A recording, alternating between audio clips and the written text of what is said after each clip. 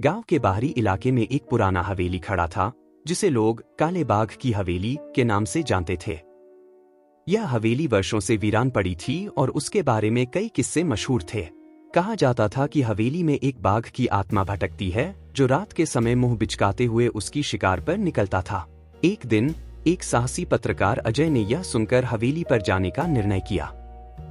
वह अपनी कैमरा और नोट्स के साथ हवेली की ओर बढ़ा।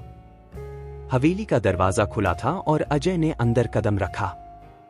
हवेली के अंदर घना अंधेरा था और केवल चांद की हल्की रोशनी ही कुछ दिखाई दे रही थी। अजय ने अपनी लाइट चालू की और हवेली के अंदर झांकना शुरू किया। अचानक उसे एक अजीब सी आवाज सुनाई दी, जैसे कोई धीरे धीरे उसके पास आ रहा हो। अजय ने कांपते हुए उसकी ओर देखा और एक काले बाघ की छाया देखी। उसने सोचा कि यह बस एक भ्रम हो सकता है, लेकिन जब छाया ने उसे घूरा तो अजय की सांसें थम गईं। वह तेजी से हवेली के एक कमरे में गया, जहां उसने दीवारों पर कुछ पुरानी तस्वीरें देखी। इन तस्वीरों में एक बाघ और एक आदमी की तस्वीर थी और उसके नीचे एक नाम लिखा था, रघु। अजय ने महसूस किया कि यह वही व्यक्ति था जिसका नाम गांव में काले बाघ की कहानियों में आता था। जैसे ही अजय ने तस्वीर पर ध्यान दिया, अचानक हवेली का दरवाजा जोर से बंद हो गया और अजय को चारों ओर से अंधेरा घेरने लगा।